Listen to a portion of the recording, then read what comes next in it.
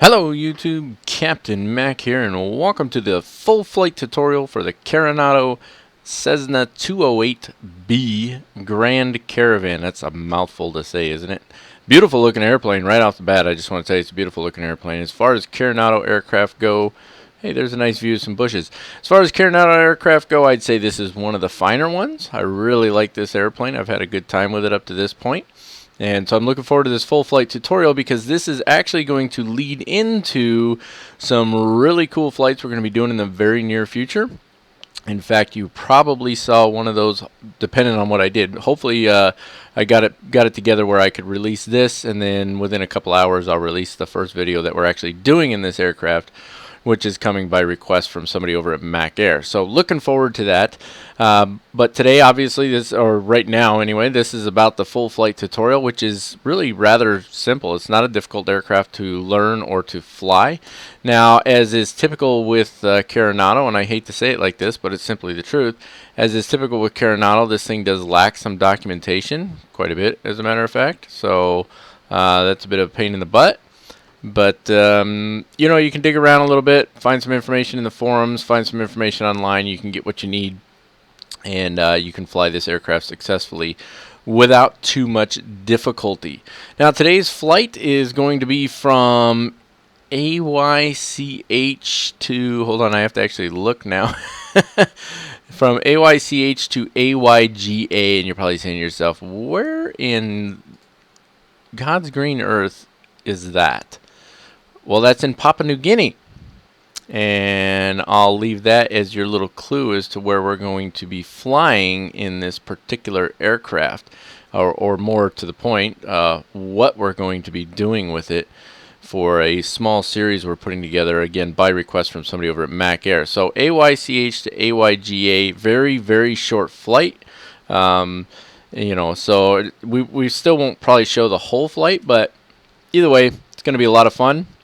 I'm looking forward to it. Now, I just want to throw out there that this airport, both of these airports, in fact, are add-ons from Orbix, and these two in particular are part of their AYPY Jackson's International package. So if you're interested in getting these airports modeled really nicely like they are, Orbix does put out some really nice products. I think it's $40 or something like that. So not too bad. You get like 20 airports with this pack, just so you know. So yeah, you might want to pick these up. They're pretty cool. But anyway, as is always the case with a full flight tutorial, this is about flying the aircraft from point A to point B. Well, more than that, actually. It's about taking the aircraft from a cold and dark state to start it. It's very early in the morning, people. The aircraft is cold and dark. We take the aircraft from that condition all the way up to takeoff, cruise, landing, shut it back down. That's what a full flight tutorial is. It's not about every aspect of the aircraft. It's not about depth of systems. It's not about emergency procedures. It's none of that stuff. This is just the ability to fly the aircraft, to take it from cold and dark, fly it, and back to cold and dark. That's what a full flight tutorial is about. So for those of you out there who are huge Cessna Grand Caravan fans, or even real world Grand Caravan pilots, don't beat me up too much if I miss little things that might be relatively normal. I don't know. There are a few things that are missing in this aircraft. You know, that's probably a better way to put it. Full flight tutorial is about your standard normal procedures. It doesn't go in depth on the systems of the aircraft or anything like that. It's just about normal procedures. That probably makes a little more sense. Maybe I'll try that from now on for my full flight tutorials. I'm starting something a little bit new here, and that is that when I'm going to start doing new flights in a new aircraft, I'm going to try and release the full flight tutorial first, and then do the flights that I want to do. And so that's kind of what we're doing today. Is we're starting off with this full flight tutorial, and then we've got a lot, and I mean a lot, of really, really cool flights coming up in this airplane, and man, I am looking forward to it. I've been playing around, and it's going to be exciting. Okay, enough talky talk at the beginning of the video here. Let's dive right in. All right, there are a few little control panels that you can use with this aircraft, and if you hit Shift 5, maybe, well, I have to have this as the active window for that to work. Shift 5, and you get this little guy pops up right here and shows you that Shift 1 is the GPS. So there's your GPS. We'll talk about that a little bit when we get to it. Shift 2 gives you the manual. Now I popped these up actually as windows over here. Well, I popped them up and then I, what do you call it? Undocked the window, right? So that I can have them over here. So this is the manual. This is the full manual, so you can access it in sim, which is pretty cool actually. And of course, I've got it undocked, but if you dock the window, which it doesn't look like it's going to let me redock it, but anyway, there you go. Dock the window, gimbal chase plane view. Okay, but anyway, you could redock the window, so if you don't have two screens like I do, you can still access this in sim, no problem. And this has all your checklists in it. Okay. Here's the thing, it's got normal and emergency checklists. That's the entire manual. It doesn't tell you how to fly the aircraft, and there's just information missing that would have been really helpful, but I did manage to find it. So we're good to go. We shouldn't have a problem. Now I've printed out my checklist, but what I'm probably going to do for the sake of this video is, instead of doing little pop-ups like I do, you know, I do screenshots or whatever, instead of doing that, I'm going to pop this guy up and we'll go over the checklist using this guy, and then I'll just slide it back over here and we'll be good to go. Okay. Now we will always get that little jump when I move the window. You notice every time I do that, it freezes for a second. I don't know why it does that. I don't know if that's my computer or if that's just, you know, a P3D thing or whatever, but it does it in FSX too, so it might be my computer. Okay, moving on. Shift 3 is the controls window. That's this guy right here. Bam. And that's what puts all of our, you know, you see I've got static elements, tow tractor, pitot cover, all that stuff. All this stuff, if I wanted to disconnect it, I just click it off and there it goes. It goes away, right? We're leaving it on for the moment. And then these little dots just tell you what's actually, you know, opened up or whatever. You can change your seating configuration in here as well if you want. It would be nice if they had a cargo, strictly a cargo version, because what we're going to be doing is primarily cargo flights. But nonetheless, there you have it. Obviously, VC windows, we want that on. 3D knobs. We'll turn the static elements off when we get ready to go, and we are going to keep the cargo pod on, although it looks rather interesting without it, doesn't it? All right. So that's your controls window. Let's move that back over there. And then you've got your exits manager, which is this little guy right here. And this is how you open and close all the doors, right? So if we want to close the passenger door and cargo doors, we click on that guy and it closes them. And then once they're closed, the little light goes away, right? So let's go ahead and just close those up and assume that we're all loaded up here. We'll leave our static elements on for now. Not worried about those at the moment. And then I can close this down because I'm not going to use it again. Now, if you hit Shift A, it shifts between views, right? So when you're in or on the flight deck, and I'll use that mode a little bit just to show you what I'm talking about. Shift A just switches your views so that you can see everything. Now, I will only use it just to demonstrate it. I have chase plane and I set my own views where I want them, and then if the view doesn't have what I need to look at, I can move around. So if you don't have chase plane, I highly recommend it. It's a fantastic product. All right, and I'm not paid to endorse that, just so you know. Okay, now the first thing we need to worry about with this is our fuel and payload, right? Now we're not going to adjust it today, but to adjust it, it's very simple. Go to, what is it, vehicle, right? Yep, go to vehicle. This is, again, P3D version 4. I think it's aircraft under FSX. I don't know, I haven't played with FSX in a little while, but click on fuel and payload. Pulls up this page here. You can change how much is in the tanks. You can change your cargo, all that stuff. We're not doing any of that today. I'm not worried about any of that right now. We're just going to go with full tanks and we'll be fine. But that wouldn't typically, obviously, be the way you'd do it. You'd plan your fuel for your flight and so on, and then you fly, you know, you plan your flight and you fly your plan, right? Okay, so we're going to leave that as is for now. But that's how you do fuel and payload on this. There's no fuel and payload manager or anything like that. Okay, so I think we're good to go. Yeah, let's go ahead and let's hop onto the flight deck here. I'm gonna pause the video for just a second, then we're gonna hop on the flight deck and we're gonna get started with our before start, or our normal, yeah, our before starting the engine checklist. All right, okay. All right, folks, welcome to the flight deck. Very simple aircraft, well done. You know, Carenado really does a nice job with their visual modeling. I think they do a pretty good job. There are a few things missing in here. We'll talk about those when we get to them. But overall, they do a really nice job modeling their aircraft, and I just like it. I like the way they model the aircraft. I think it looks fantastic.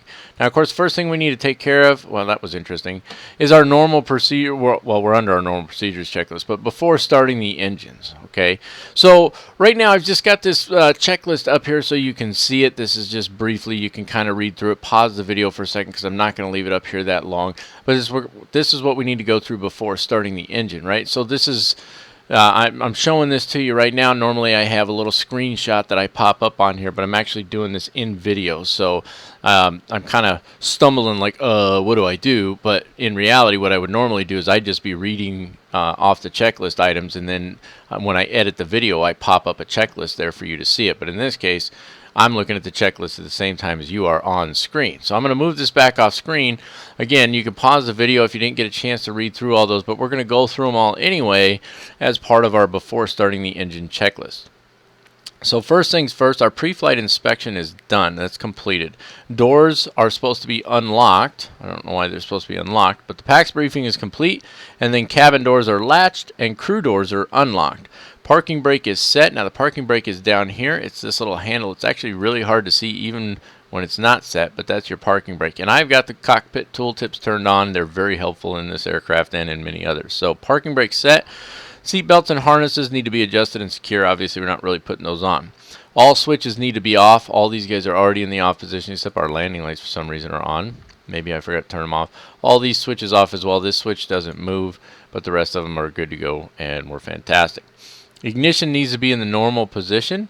So let's hop down here real quick. This is our ignition right here, and it doesn't go to normal. I'm clicking on it, right click, and all you get is that little window there. It doesn't go to normal. I don't know why. They modeled it, but it has no function whatsoever. Circuit breakers, we want to check that they're in. Here's circuit breakers down here. Now, as is typical for most add-on aircraft, I think the only exception I can think of right now is the Majestic Dash 8. The circuit breakers are modeled very nicely in this aircraft, but they're not functioning. You can't actually pop circuit breakers, so it's really just a visual check for the sake of, you know, following procedures. Fuel tank selectors both need to be on. That's actually the overhead. There is one other thing on the, there's two other things on the overhead. You've got the oxygen, and then back here we've got our flaps override, basically, right? So there's our fuel tanks, though. Those are both in the on position, 165 gallons aside when they're full, which they are right now. Radar needs to be off. This does have weather radar in it. That's this guy right here. Off position would be all the way down on the knob there, which I can assure you that it is. Air conditioner needs to be off as well, and if we hop down a little lower, you can see the air conditioning back here, and the air conditioning is off. The inverter needs to be off. Now, this is something I looked for and ended up having to dive into the forums, and it turns out that the inverter is not modeled in this aircraft. So when we cover the inverter on the checklist, we'll mention it, but there's nothing for us to do. Bleed air needs to be off. That's this little switch right here. Bleed air is in the off position. Cabin heat mixing flight push. That's all it says. So this is cabin heat, right? It's not cold out, so I'm not worried about cabin heat. I'm assuming flight push is in, and yeah, FLT. So push for flight is probably what that's supposed to mean. That's my guess anyway. Emergency power lever needs to be normal. It's either idle or emergency power. It's not actually modeled in the aircraft, so it doesn't actually have emergency power in it, so we just leave it in the down position. Power lever to idle, which it is. It does have a beta mode. I don't have it set to use beta. I use the same function as I use to reverse engines to put it in beta mode, and if I just keep tapping that, it'll keep going further into beta, and then I just move my throttle, and there we go. I'd like to have it, yeah, there you go. If I just hold it down, it'll go into full beta. So that's how I go into beta mode, in case anybody's wondering. Propeller needs to be full forward. That's this guy right here. And the fuel condition lever, this one here, needs to be an idle cutoff, which it is. Rudder lock, turn and push to unlock. The rudder, I didn't find the rudder lock in here. I couldn't. I assumed it would be down here since this is your rudder trim. This is not rudder lock. I forget what it is, but it doesn't even have a cockpit tooltip. So I just don't mess with it. You could zoom down there and take a look at it if you have Chase Plane or EasyDock camera and see what it says on there, but I forgot. Fuel shutoff needs to be in. That's this guy right here. This is a fuel shutoff valve. It's actually the same as it says in the 172. You just push it all the way in, and that makes sure that it's on. Battery switch can come on at this point. That's the big red one up here. Flip the battery on. Wing flaps in the up position. And are they in the down position? Nope, they're not. So you see the lever move over there? Okay, there's the wing flaps. They're in the up position. No smoking, fasten seatbelt signs on. I don't think they actually work in here. Where are they at? There we go. No smoking, fasten seatbelts. They are on. My bad. And then fire detector test, you press that. That's actually right up here, up top, but it doesn't work, which is kind of a shame. And then we're going to test our annunciator panel. So as always with FSX or P3D, push and hold and move the mouse away while still holding the button, and that allows it to stay on. I hate how it does that little jump. Right? So if I push and hold and then let go, it goes off. So push and hold and move the mouse away, and that keeps the button pressed. And I'm just checking to make sure all these lights come on, which they do. And it's set for day. You can't switch it tonight. You get what you get. And that takes care of our before starting the engine checklist, and that's going to roll us right into our engine starting checklist. So that's our before start, right? There we go, engine start using the battery. Okay, and I didn't see another checklist in here for using something other than the battery. It might be later in the non-normal procedures before emergency checklist or something like that, but I didn't use it. So this is our engine start checklist, and again, you see it. You just click the arrows and it takes you right to the next checklist. So it is very handy. I like that very much, as a matter of fact. Okay, so for starting the engines, battery needs to be on. We've already done that. We need to check that we have a minimum of 24 volts. That's right up here. So right now it's on battery. When you click this, it doesn't matter if you roll the mouse wheel, click it, whatever. It's going to always move the same direction. So it'll go up to gen and then back down to volts, battery, alternator, gen, volts. That's the way it works, okay? But we do have 24 volts, so we're fantastic right there. Emergency power lever needs to be a normal. Again, it's not modeled. It moves. You can either have emergency power or have it to idle. So it's going to be an idle, and that's normal for us. Make sure the propeller area is clear, which it is. There's nobody walking around out there. Fuel boost needs to come on. That's this one right here. Now, with this one, what you want to do is, if we look up here on our annunciator panel, you see fuel pressure is low, and auxiliary fuel pump light is off, correct?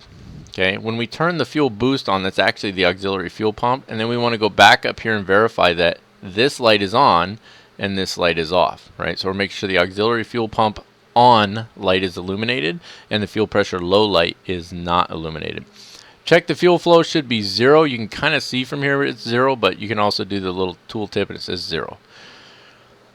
Then we're going to go and we're going to actually start the engine. It's pretty simple, actually.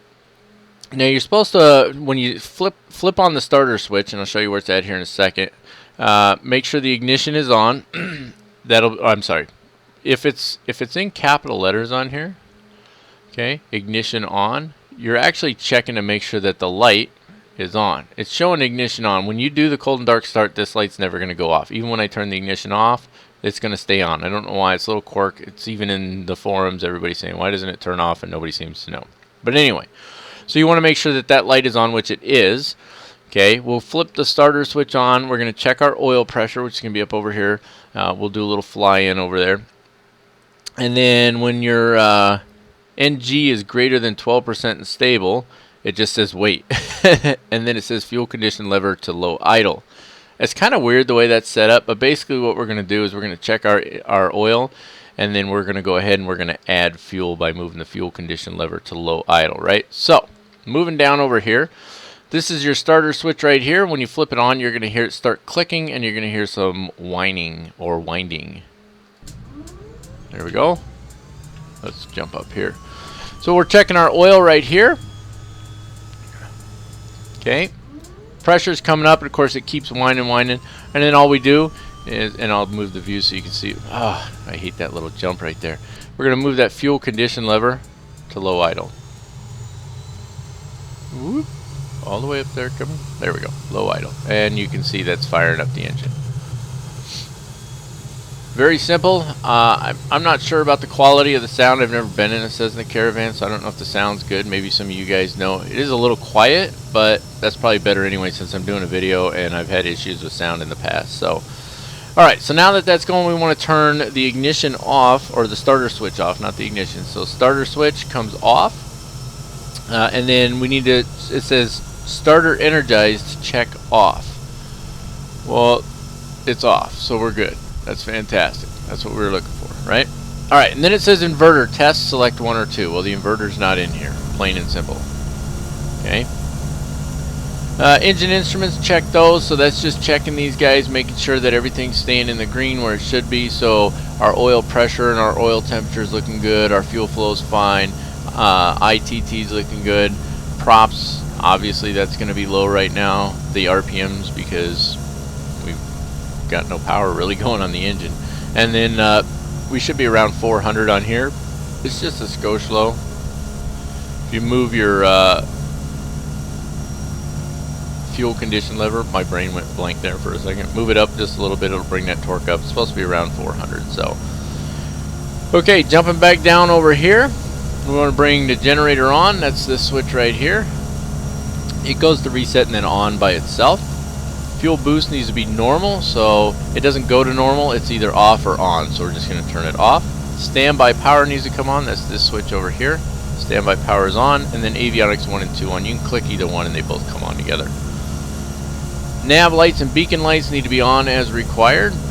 So coming down here, we've got, let's see, landing lights. That's, oh, you know what? I was right earlier actually. So this is your nav lights. This is your strobe light. We don't have the no smoking, fasten seatbelt signs. I knew I was right about that. This is your nav lights right here, and then this switch right here is your beacon lights. So we want to bring that one on as well. And you can also turn on cabin lights, but we don't really need those because it's daytime. Okay, check the suction gauge. It's in the green. Fantastic. That's where we want it to be. We're at 4.6 right now. Heating, ventilation, defrost as required. We don't need that. And then radios as required. So as far as radios go, let's hop over here and then we'll zoom down a little bit just to get a good view here. Alright, now I'm not going to go in depth on how to use the GPS. They actually include a manual for that. As far as the radios go, it's pretty straightforward stuff. You guys have all used these types of radios before, and if you haven't, well, let me know and maybe I'll do a tutorial on it one day. GPS is already on because I never turned it off, so as soon as I put power on the aircraft, it came on. Now there is one little trick I'm going to show you on this so that it doesn't drive you nuts. How do I get to the map mode? It was driving me nuts. I had to go into the little manual for it to find out. It's actually a hidden switch right here. See how I get the little hand when I go over default nav right there? Click on that. Oh, I was in map mode. I'm an idiot. But click on that because you're going to be in this mode when you first start it up. This is the default mode right here, and that's the mode you're going to be in when you first fire up the GPS. So you're going to have to click right here to get it to map mode. There is no terrain feature on this one, which is a bit of a shame. It's going to be it's going to make things a little more difficult for us. You'll see why eventually. But other than that, pretty straightforward. And then you've got your weather radar down here, which I left in the on position. I'll put it back to the test position right now.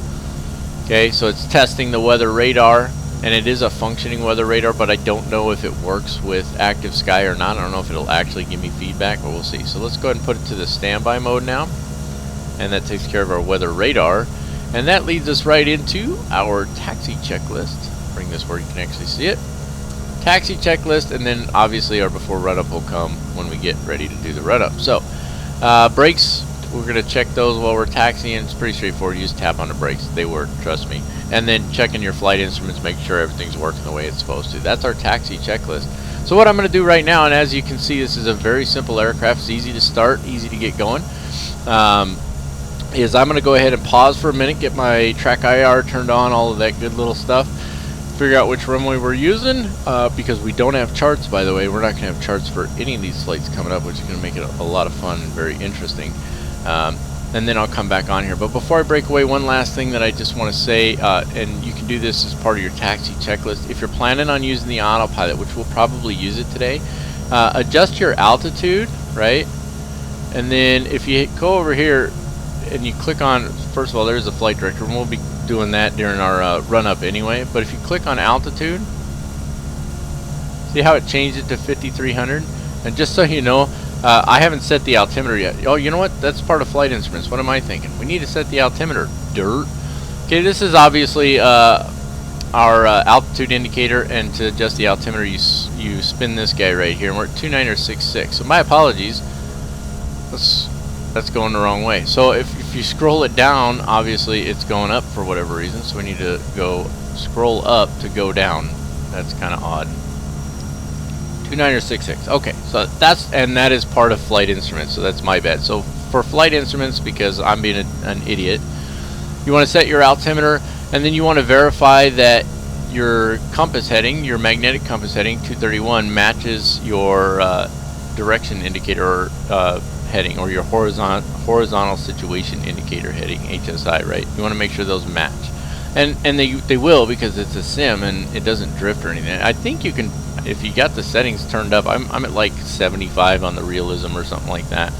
I don't know if the gyro drift actually works. If it does, then this thing should drift a little bit over time. So something to keep in mind. You may need to check that regularly and adjust it. If we're using VORs, we'd want to make sure that we set our OBS or Omni bearing selector to the proper direction or heading to intercept the VOR and so on. You can change your radar altimeter to whatever setting you want. It doesn't give you any call outs or anything like that. We are wings level, so that should show wings level and so on. That's what you're supposed to do for your flight instruments check. I guess I just kind of, I don't know, half-assed it. I shouldn't say that on here, but that's kind of what I did. One last thing I want to say, you can change your oh wow, my brain just went completely blank. Your squawk setting on here, so it's at 1200, right? So I've got it changed to 2336, but it doesn't show on here. But I have not tried. Let me just double check here. I haven't there we go. So we're on altitude report. Yeah, you can't do anything with this. So even though I can change the setting, I changed it to 2336, it still shows 1200. So I don't know, something to keep in mind there, right? Okay, enough of that. Let me break away here for a minute, get my track iron stuff on, and then we'll get ready to taxi out. Alright folks, we got everything ready to go here. It's going to be we're going to have taxi down to the other end of the runway. We're going to be taking runway 3 because the wind is 081. It's only at 1 knot, but still. And our runways are 3 and 21. So we're actually down by runway 21. I'm going to jump the track iron on here, little jump here, or big jump, whatever. Let's go ahead and take the parking brake off here. Off you go.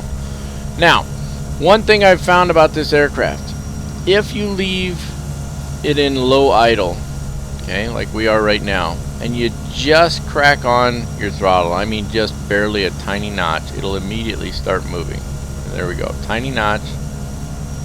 Well, maybe not, maybe I lied. Okay, it's bringing a little more than usually. It just starts moving right away. Oh, you know what, I left all my static items on, didn't I? That's why, because I'm an idiot. Turn the static items off. Now if I just crack, that's because it had the hand truck on there. Just crack the throttle and there you go, she starts moving immediately and then stops and making me look like a fool. Okay, bring in a little more throttle then. I'm not sure why it's not there we go, now she's starting to move. Okay, alright, so there, now it's working. I guess it reset the parking brake when I took the hand truck off. Here's what I'm getting at, guys. If it's in low idle and you just put a little bit of power on it, it moves pretty easily. If it's in high idle, a little tiny bit of power and it moves really quickly. It's kind of a pain to taxi because the engine is slow to respond. Now I don't know how realistic that is. Supposedly this was tested by real world pilots. See, like now I'm all the way back to idle throttle and it takes forever. The engine does not respond quickly. Okay, so this was supposedly tested by real world caravan pilots, and if that's true, then supposedly it's accurate. If it's accurate, then what that means is it's very easy to taxi this aircraft. I don't think it's quite that accurate, but again, we don't have any load on the aircraft either. Now the reason I'm going to stop right here instead of taxiing all the way down to the other end of the runway is because we still have to do our before takeoff run up, and I don't want to do that sitting on the end of the runway. So track iron coming back off. Now that I've sort of fumbled my way through getting the aircraft to taxi, let's take a look at this real quick. So we've got all these things we need to do in our before takeoff run up, and this is, you know, when I fly a Cessna 172, there's a run up. Every time you do a flight, you do a run up, and it's to check some different instruments and make sure everything's working right. It's not something you do in a jet aircraft And since we rarely fly an aircraft like this, it's not something we've done a lot on the Captain Mac channel. But we're going to go through this today. Now there's a couple things that don't actually work on here. I'll show you what those are when we get to them. But let's go ahead and let's take care of our before takeoff run-up checklist. So first things first, set the parking brake, which we've already done. Seats, belts, and harnesses are already on. Flight controls, we want to make sure they're free and correct. So pop this guy up. First thing I do when I do that anyways, I make sure that it moves in the direction I turn it, right? And it does, all the way up, all the way down. And then of course you've got your rudder pedals down there. You might be able to see them. You can just make them out moving. Now in addition, what we can do is we can actually look out the aircraft here, and we can make sure that or we can even just jump out. You know what, let's just jump outside of it. We can make sure that the ailerons are moving in the correct direction, that the rudder's moving, and that the elevators are moving as well, right? So that's the idea there, and that's how we do our flight controls check. Now, if you're really sitting in this aircraft, you can just look out, you know, stick your head as far around as you can so that you can try and see outside. All right.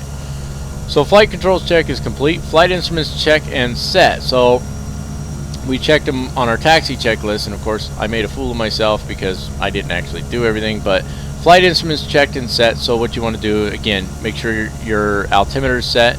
Make sure that your HSI is set in accordance with the magnetic compass. You should be, you know, at 0 on your speed right now. We should be level, and then of course this is in the way right now, but wings level here as well, ball centered, all that good stuff. That's kind of what we're doing here. We're checking to make sure all our instruments are where they should be. Fuel boost, check that it's normal. Again, it doesn't actually go to normal, it's either on or off, so it'll stay in the off position for now. Check that both fuel tanks are on. They are. Fantastic. Check the fuel quantity. So fuel quantity is these two over here. You can use a cockpit tooltip, that'll tell you, but the short end of it is we've got full fuel tanks, so we're good on fuel. Fuel shut off, check that it's all the way in, fully on, which it is. Elevator, aileron, rudder trim set for takeoff. So I'm not going to do anything with rudder or aileron trim, but takeoff trim, this white line needs to be where this arrow meets. So scroll your trim down, and there we go. So now our takeoff trim is set as well. Power check, 400 foot-pounds of power is what we should be at. We're pretty close, 391. And again, that's just, you make adjustments to your fuel control there initially, right? So I could bring in a tiny bit of throttle or whatever, but even a little bit of throttle on this thing and it starts moving. Check the suction gauge. Again, it's in the green. We're looking good on that. Volt amps check, and then return to battery. So alternator, generator, volts, and then back to battery. So there we go.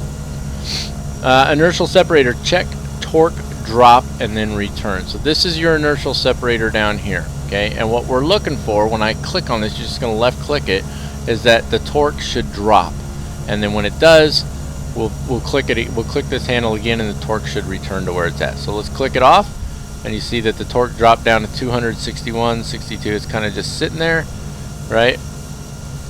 And it's starting to come back up slowly, and then it just sort of settles. And then when we turn this back off, you can see the torque goes back to 390 whatever. Okay. Check the engine instruments. Again, we're checking to make sure things are in the green. Oil pressure, oil temperature, fuel flow is looking good. RPMs, ITT, all that stuff. The only thing that's not in the green right now is the prop RPMs, and they're not in the red, so we're good. Overspeed governor, it says check 1750 plus or minus 60 RPMs. So what you're supposed to do is there's this button down here. This is your overspeed governor push to test switch. And what you do is you actually hold this button in and you run the throttle all the way up, but it shouldn't go past 1750 RPMs. Well, the button doesn't work. So it's modeled but not functioning, so we can't do that test. Power lever to idle, which it is right now.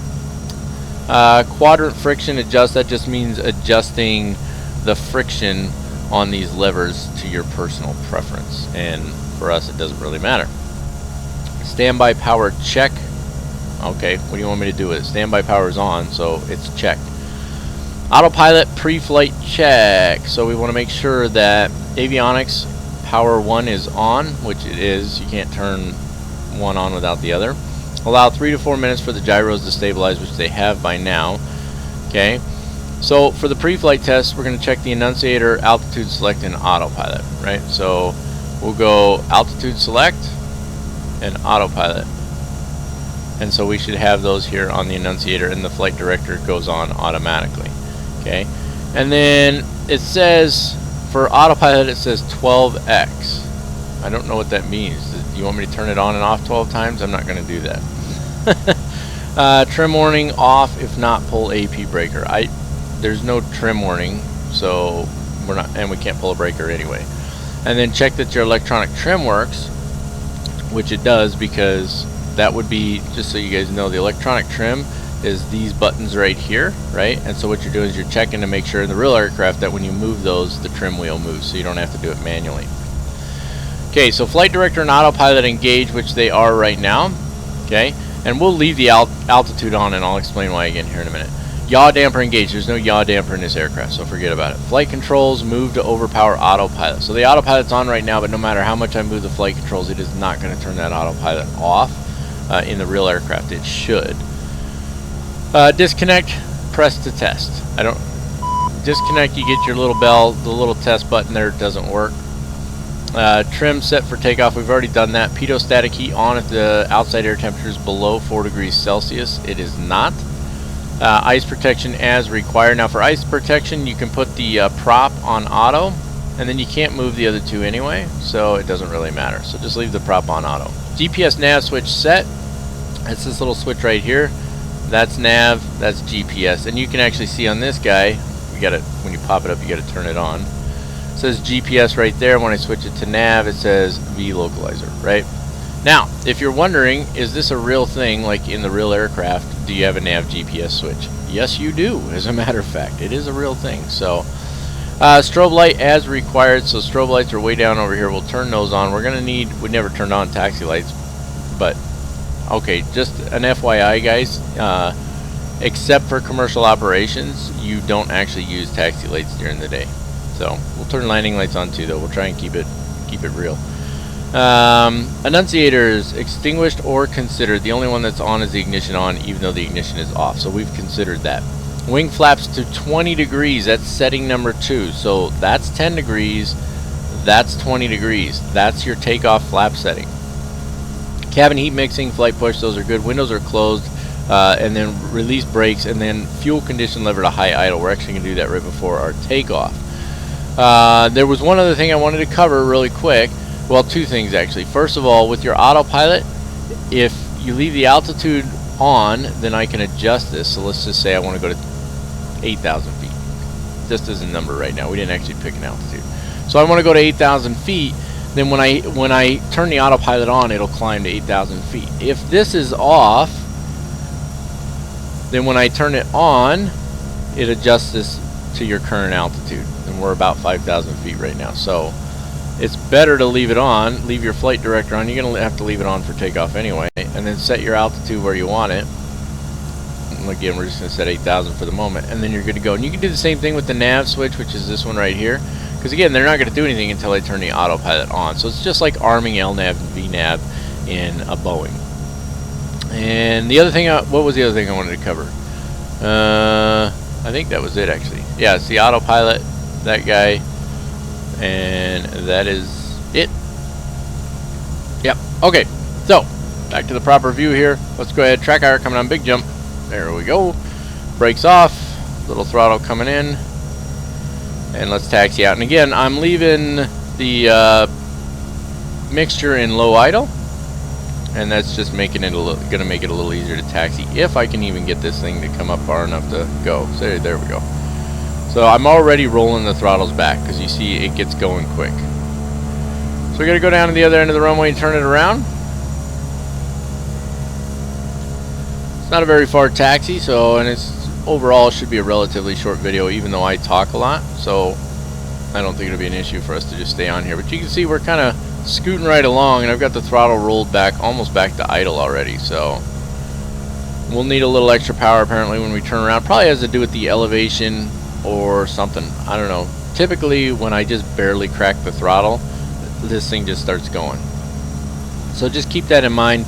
And because the engine is slow to respond, and I mean it's slow to respond, It doesn't run up really fast. It's not like your 737 where you get almost immediate response, or like a Cessna 172, which is a fixed pitch propeller. If you don't know what that is, you're not ready for the Pro Division. With the Cessna 172, you apply power and you immediately get that power. It's not the same on this one. It takes a little bit of work to spin up, so something to keep in mind there. Alright. Nice concrete runway here, or asphalt runway. Adding just a little bit more power so that when we get to this turn, I'll just use my brakes to help me with the turn. Staying on the runway, but you know, you can taxi onto the grass with this thing. It'll work just fine. Alright, and we don't want to be turning like a banshee. The nose wheel will turn full, like no problem. So, and we're obviously really light, so we're not going to need full runway or anything like that. A little bit of differential braking to help us out here. Throttle's cut, and we'll straighten her out as we fly out here. So obviously what we're going to need to do as we fly out, we don't have a departure procedure, so here's your departure briefing. As we fly out and as we're climbing out, we're going to make a slight right turn and sort of follow this valley so that we can move up between those two mountains there. Now I'm going to pop my GPS up here and I'm going to undock it because we've got like nothing. I mean, this is our GPS is our primary means of knowing where we're going. So I want to have the GPS up over here so I can reference it whenever I need to. And what else we got? That's it. That takes us to our normal takeoff checklist. Let me bring this over. Freeze up for a second. It always does. And let's take a look at our normal takeoff checklist. Now, the next page has a short field, and then it has this chart that we're going to talk about for just a second. Let me take track IR off here. A little jump. There we go. So normal takeoff. Flaps need to be set at 20, which they are.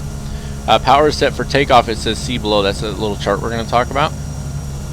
And then check your annunciators, right? So we don't have anything on except the ignition on light, which isn't going to go off. Release brakes, and then you're going to rotate between 70 and 75 knots. You're going to climb between 85 and 95 knots, and then retract flaps to 10 degrees after 85, and then up after 95. What are we talking about here? Well, let's jump down here and get a little bit better view. Just slide over just a little bit here. Alright, so our flaps are set to 20, and then it says to see the chart. Let me show you the chart real quick. I forgot to show you the chart. It's talking about this chart right here, okay? And when you read this, you say, okay, sea level 2,000, 4,000, 6,000. It gives you a maximum temperature for operations. That's what it is. And this little note you probably can't read. It says if temperature is above max OP operating temperature, I guess, flight is prohibited. So if our temperature is higher than this, we can't fly the aircraft. And then it's got this TQ limit over here. And almost immediately you think to yourself, or at least I did, that that's our torque limit, right? That's what we want to set our torque to. But what's 42, right? Well, for us, we're between 4,000 and 6,000. We're not going to interpolate or extrapolate. Maybe that's the word I'm looking for. We're not going to extrapolate. We're just going to go with 6,000. Our temperature is fine. Our TQ would be 21. Is it 2100? No, because 2100 would be red line. It'd be beyond red line. So we're not going to go to 2100. I actually had to dig around. I finally found something on this in a forum somewhere, I think over at ASUS. TQ limit actually is another temperature. So the problem is it would have been great if they put like Celsius right here, right? What it's saying is if your temperature hits, so for us we're going with 6,000 feet, if our temperature hits 21 degrees Celsius or higher, we're going to start losing torque, right? We're going to lose power. If you look up here, you've got RPMs and torque. We'll talk about those in a second. You'll start to lose power. So between 21 and 37 degrees Celsius, that's our maximum operating range where we're losing power. We hit 38, or well, 38 because 38 is our max. So once we hit 38 degrees Celsius, we're at our maximum temperature, which means we're going to have the least amount of power in the aircraft. Okay, beyond 38 degrees Celsius, we don't have enough power to get the aircraft off the ground. And that's why it's a max operating temperature. This is just telling you where your torque is going to start to be limited. That's what it's referring to.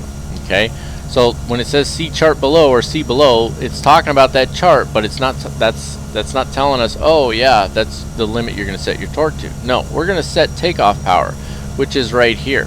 Okay, it's about 1900 RPMs, maybe a little bit more, or I'm sorry, foot-pounds on the torque is what it is. Okay, so for takeoff, what we're actually going to do is we're going to set basically full power, right? and it's a little warm out, so we probably won't quite get full power. Now, we rotate around 70 to 75 knots. Well, you've got 60, then 80, then 100. So it's going up in 20 knot increments. Okay, so when you're way up here, it can be kind of hard to figure out where 75 is, right? So basically, when I get close to, since it's between 70 and 75 knots, when I get close to 80, that's when I want to rotate. Pretty simple. Then it says to climb at 85 to 95 knots. Well, it's probably simplest just to keep it between the 80 and the 100 while you're climbing out. Okay. Retract flaps to 10 degrees after 85. So basically, we scoot past the 80 enough, we'll retract flaps to 10, and then up after 95 knots. Well, since we're climbing between 85 and 95, guess what that means for the flaps? You guessed it. We're going to be climbing with flaps at 10 degrees. Okay, that's fine. That'll work out just fine for us. So that's just a couple things to keep in mind there. There's also a checklist on here for short takeoff. You may have looked at it while I showed you the chart. Okay, very similar actually. You're rotating at 70 knots and then you're climbing at 83 knots. Okay, well, try and hold 83 as best you can, but basically the idea here is to get over obstacles. That's, you've got a short field, you want to get up as quickly as possible. Okay, when the aircraft's light, it's going to climb faster than that anyway. And the reality is this is going to be affected by the weight of the aircraft too. And then the last thing we have on here is our takeoff power limits. And of course, we don't want to overlook those. Okay, so, well, I mean, it's really basically says the same thing as the, oh, come on, brain, as the short takeoff, so I don't even really see the point. Now, I do want to talk about our climb before we go, because we're not going to have time to talk about it during the climb. So let's talk about our en route climb. There's two different climbs here. And today we're going to be using the cruise climb, but I can promise you that we're going to be using max performance climb in a lot of the videos we're going to be doing. Nonetheless, our climb checklist for cruise climb is ice protection as required. We'll leave it set to auto. Pitot static heat on if temperatures below 4 degrees Celsius. Airspeed between 110 and 120 knots, right? So once we reach that point where we've cleared mountains and stuff, we can go into cruise climb. We can get to 110, 120 knots. We can go ahead and retract flaps all the way. Propeller should be between 1600 and 1900 RPMs. Well, I don't remember if you were looking down here, but that's the range, 1600 to 1900. So anywhere you want to set it in there, you're good to go, right? And then your torque set within limits, so basically within the green, right? Now, correct me if I'm wrong. I don't have high performance add-on for my real world pilot's license, but if memory serves, somebody has told me in the past that basically you want to try and keep your torque and your RPMs relatively close to the same. So these are both times 100. So if I'm running, say, 1700 on the RPMs, then my torque should be relatively close to that, right? Now the only problem with that is that's not what you see on your little chart right here. This tells us if we're at 1700 RPMs that we should be at 1970 on the torque. Okay, so that would be way up here. So we're going to go with this because that's probably more accurate, and what I heard is probably just a general rule of thumb or something like that. But we'll be 1970 if we're at 1700. Okay, and then you have the max performance climb. And if you didn't take the opportunity to read that while I was bumping my gums, go back a little bit in the video, pause it, and read what that says. What it's telling us, though, is ice protection as required. Same thing for pitot static heat on if the outside air temperature is below 4 degrees Celsius. Airspeed 104 knots up to 10,000, and then 87 knots up to 20,000. Yes, this aircraft will go that high. The propeller RPMs should be at 1900, so basically maximum RPMs, and then your torque should be around 1865 foot-pounds of torque. That's your max performance climb. And then cruise is just your typical cruise. And I think that's it. So we're going to hop on, if I remember, briefly for cruise, just because I want to cover one thing, but it's really not that big of a deal either way. So enough of that. Track IR coming on. Big jump. There we go. Alright. So, if I can get myself situated here, we are going to do a normal takeoff here. So we've got the brakes on, and I actually like having the yoke up on this. It's not really in the way, so it's in the way of a couple things, but it's not bad. So we've got the yoke up there. We're ready to rock and roll. We've got our flap set. Everything's set for takeoff. So let's go ahead and let's bring the engine up. Now I'm going to tell you when I hit full throttle, okay? And that way you can see how slow it comes up. Okay, there's full throttle. See the delay? Let's release the brakes. Again, we want to rotate between 70 and 75 knots. And we want to climb around 85 to 95 knots. Alright, so there's 60, and she rotated on her own because we're really light. Okay, up, up, and away. Flaps can come up to 10. And again, we're really light, so, and I'm adjusting my trim now to try and get around 85 to 95 knots. And I'm going to continue flying out this way, and as you can see on the GPS, our course is that way. So we need to go over there, but we don't want to mess around with these mountains. So we're going to kind of follow this little valley here for a minute. And we're not going to do an economy climb until we get out of the way of these mountains here. And it looks like we can kind of go around this. We don't need to go up over here. We're going to kind of go up around here. But what I want to do is I want to make sure I give myself plenty of room to clear the mountains. I've got all my turbulence, all that stuff turned on, so it'll get a little bouncy through here. There's one of our little villages right over there. Check that out. You guys see that little village right there? That's pretty cool. Anyway, start turning over here so we're going to clear this mountain no problem. And this will start getting us on course here, which is what we're looking for. Of course, as it turns, you can see that our climb rate is reduced a little bit. You can pull back on the yoke just a little. We're getting a little bounce in here, though. I'm just kind of letting the aircraft settle itself.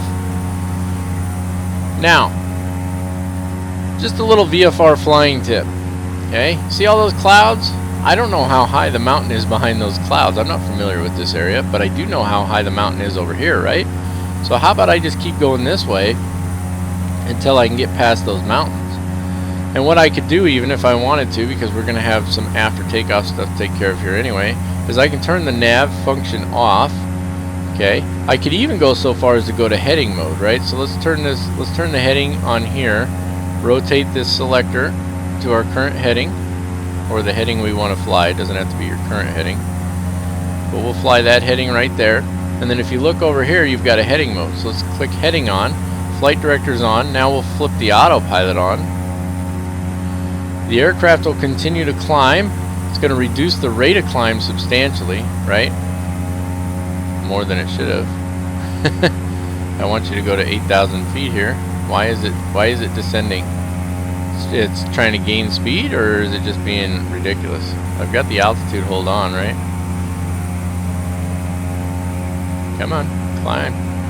I'm watching it closely because I don't want the autopilot to fly me into the mountain there, right? Okay, this is not doing what we want it to. What I was going to say is, let's go ahead and increase our rate of climb here again, is you could let the autopilot fly you, just on that heading mode until we know we're clear of mountains or terrain, right? Let's go ahead and increase that rate of climb again. We almost exceeded our maximum flap speed, so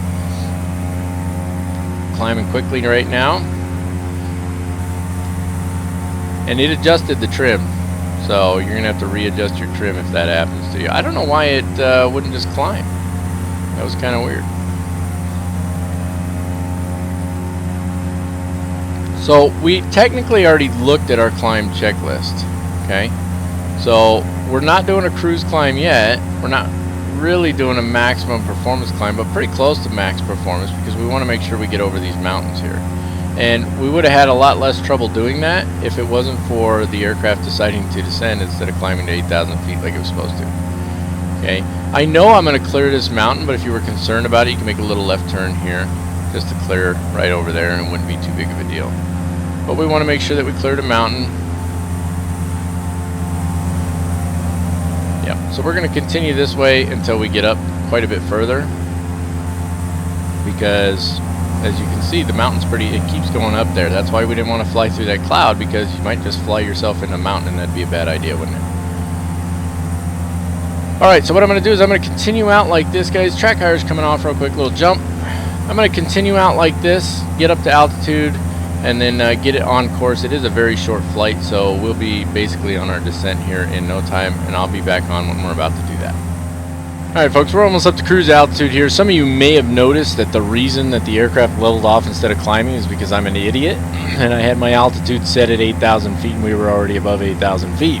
So, yeah, live and learn, right?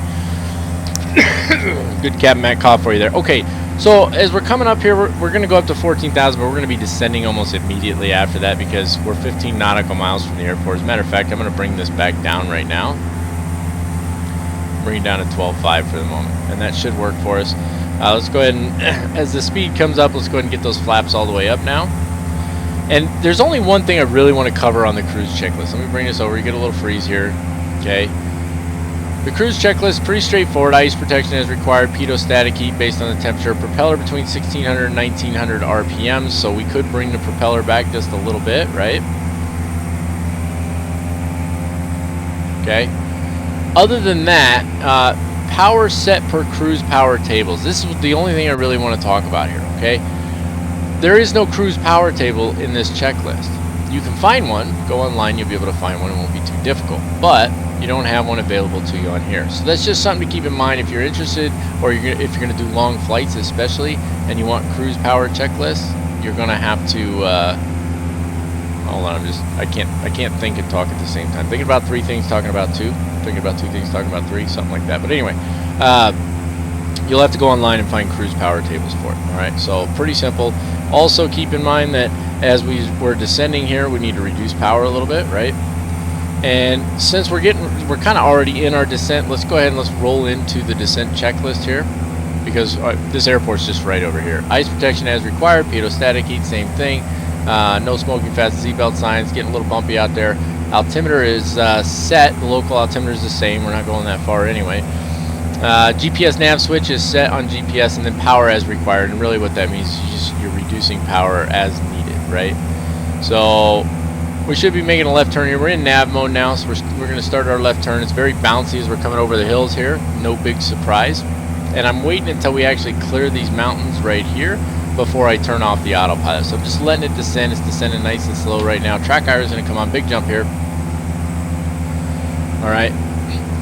And so we're close enough already to the airport. I mean, we're only 10 miles out, right? So we're going to have to land in the opposite direction anyway. So we'll overfly the airport. But let's go ahead and take care of our before landing checklist. Let me bring that over here for you.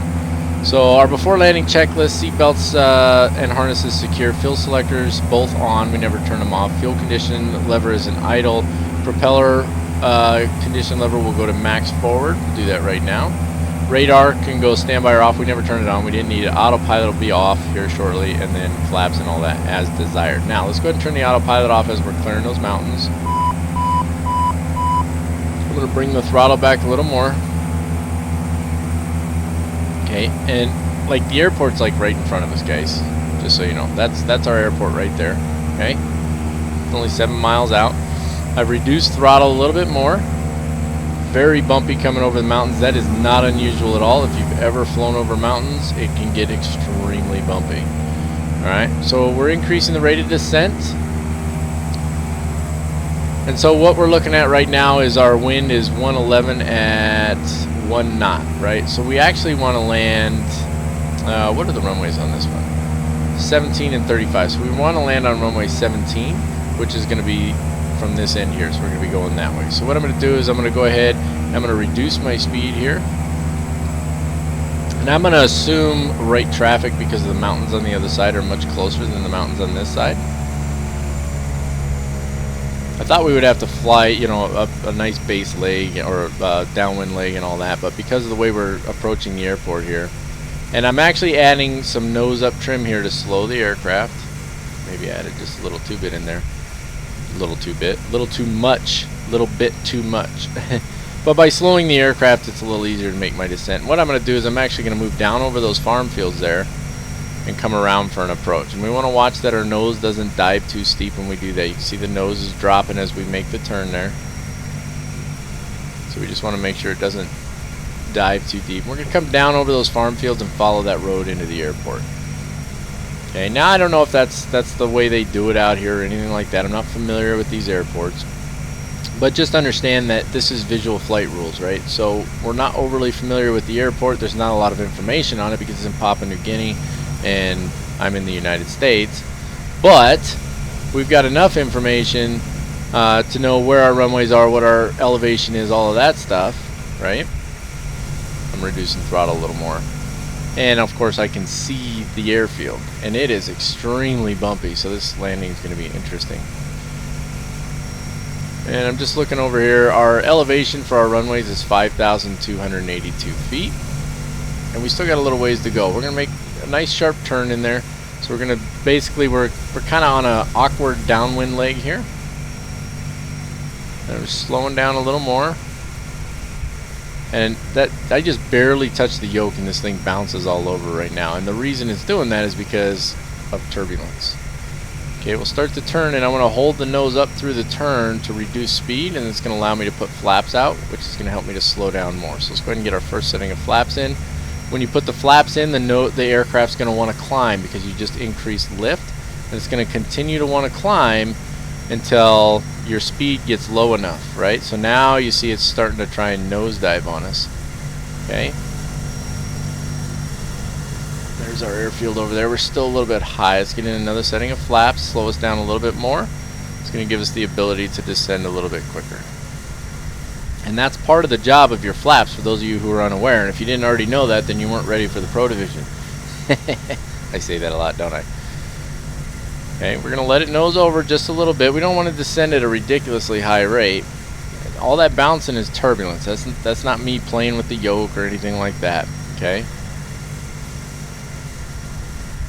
So remember, for our normal landing speed, we won't, actually, let me bring this over here real quick. It's going to be a little difficult while I'm doing this, but we'll throw it in here anyway.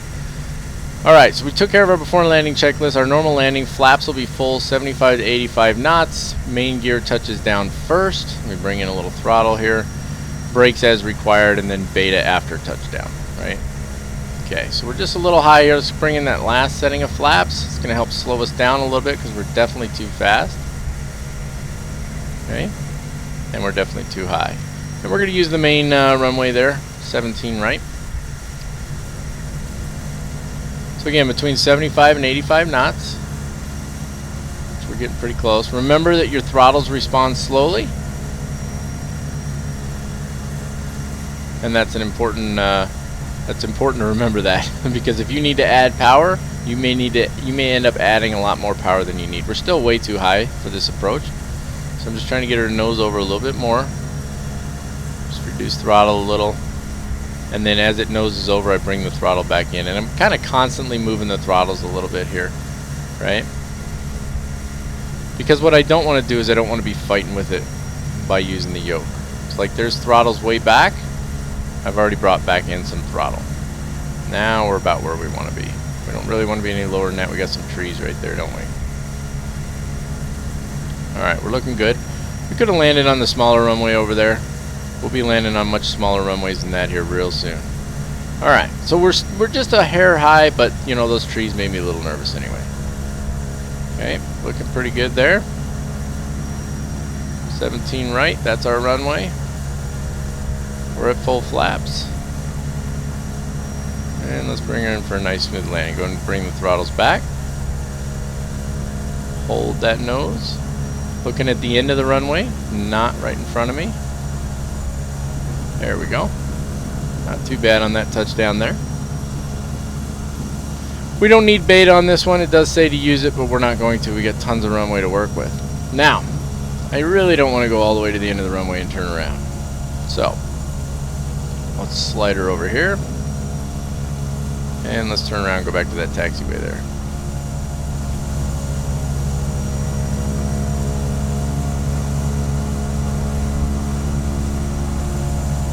Not too bad on the landing. Very, very short flight. There's probably a whopping 5 minutes of flight time I didn't record. Alright, what do we got next? We should have some after landing stuff here. I hate how it freezes when you do that, right? Alright, as we taxi back here, we didn't have a bulk landing. After landing, flaps need to come up. So 3 clicks up on the flaps. Ice protection off. We've got it set on auto right now. Where are you at, ice protection? It's down behind the yoke. Of course it is. Look how fast we're going right now. I haven't added throttle. It's almost at 0. Like, it's at 0 now. I've got the throttle at 0. Anyway, landing and taxi lights as required. So we can take landing lights off. Taxi lights should stay on. Strobe lights can go off. and everything else is good to go. Did I miss a taxiway back there? I think I did. You know what? We're cutting across the grass, people. We can do that here. This is Papua New Guinea. We can do what we want. Do what I want. All right. Well, those are some lovely looking shanties over there. I'm digging those, huh? That's probably where we're gonna park, right? I saw a couple airplanes out here. Yep, there they are over there. Yep, we're just cutting across. We just kind of go where we want, people. There's a parking space. That looks good. The throttle is at idle, just so you guys know, okay? It's at idle, but the mixture is still on high idle. Alright, slow her down here. And that looks pretty good right there. Alright, let's go ahead and get that mixture to low idle real quick. See it click over right there? That's low idle. And then let's put that parking brake on. There we go. Because we don't want to move. Track IR coming off. Little jump here. There we go. So we've taken care of our after landing checklist. Let's take a quick look at our shutdown checklist here. So, and again, this is great, especially if you only have one screen. You can just pop this thing right up here. You don't have to undock it like I did or anything like that. You've got access to your checklist right there. And of course, the checklist will move around with you, even if it's docked to the window. So that's fantastic. Oh, I just made it like full size over here, which is totally not necessary. Okay, so taking care of our shutdown checklist. Parking brake is set. Avionics can go off. Those are down here. Let me jump down here for you. So that's these two switches here. Turn the avionics off. Standby power can go off. That's this switch over here. Fuel boost can go off. We never turned it on. Bleed air, ventilation fans, air conditioner off. Did I miss turning bleed air on? I might have missed it somewhere. No, I'm pretty sure I read every checklist item. Either way, we didn't use bleed air, but maybe we were supposed to. Inverter off. It's not modeled in here. Power lever to idle, which it is right now. ITT, it says minimum temperature for 1 minute, right? So the idea here is that your ITT, which is this guy right here, is at its minimum temperature. So it's 592 right now. Okay, and so you want it, I don't know if that's minimum temperature or not, but whatever its minimum temperature is, you want it there for at least 1 minute, which I'm sure it has been, so we should be good. Propeller needs to be feathered. That just means pulling this guy all the way back. That feathers the propeller right there. Fuel condition lever goes to cutoff now. That'll kill the engine. There we go. Engine shuts off. Oxygen off. We never turned it on. Lights off. And just so you know, we were close to where we needed it, but we didn't have to use oxygen. All the lights can come off now. We should turn taxi light off as we pulled in here anyway. I always forget to do that because I'm a jerk to the ground crew. Battery can go off. That's the red one over here. Battery off. Control locks. We don't have control locks, but there's usually like a little thing that slides in the back of the yoke here. That's a control lock. Fuel tank selectors both off. That's up top here. Come on now. So just left click it and it turns it off. Jump back down here. Tie downs and chocks as required. So this is one of those areas where you can say, let me find the right thing here. So if we hop outside the aircraft here, and we'll just go to our fancy little cinematic view. There we go. So we can add our static elements, right? And so that puts our tie downs, our chocks, and all of that stuff. That puts those in place. External covers, that's your pitot covers and stuff. Those are installed. Fuel filter check bypass flag. I don't know how we're going to do that. Oil breather drain can. That's fantastic. And then, of course, you know, we need all of our doors and stuff open. So if we pull this guy up, we can open the doors. Everybody can jump out. We can unload cargo. And we're good to go. And that's it, folks. That's literally all there is to it. And that's going to wrap it up for this full flight tutorial on your Carenado C208 Caravan. We are definitely going to be doing quite a few flights in this thing, and I am definitely looking forward to it. It's going to be a lot of fun, guys. You're going to get a kick. Wow, that's an interesting view. You're going to get a kick out of where we are going to be flying in this aircraft, and some of you are probably already salivating extensively because you have a pretty good idea what we're going to be doing, but it's going to be pretty neat. So look for a new series coming out very soon, and we will be doing all the flights in that series in this one. And if we can get it to work right, or we can get the timing right, or whatever, then I will be doing some of these flights as a group with myself and good old Eric Cowl Flaps Easy Belly Flop. I don't know if you haven't read my introduction post, go read it. But Eric, who is the Chief Operations Officer for Mac Aaron, a really good friend of mine, longtime friend, he will be hopefully get an opportunity to do some flights with me. We won't be on the same flight deck. We'll be flying 2 different aircraft, which will be quite entertaining and a lot of fun. So I'm really looking forward to that. I enjoyed this flight, as I do every single one. It's always a lot of fun, guys. I hope that this full flight tutorial was helpful for you if you were struggling with anything on this aircraft. If you have any questions, please leave them down in the comments section down below. Feel free to give me any feedback, preferably positive, but negative is fine too, as long as it's constructive. If you haven't already done so, please subscribe to my channel. 5,200 subscribers now, I believe it is. So I'm still astounded, humbled, and amazed by that. Thank you, every one of you. I truly appreciate it.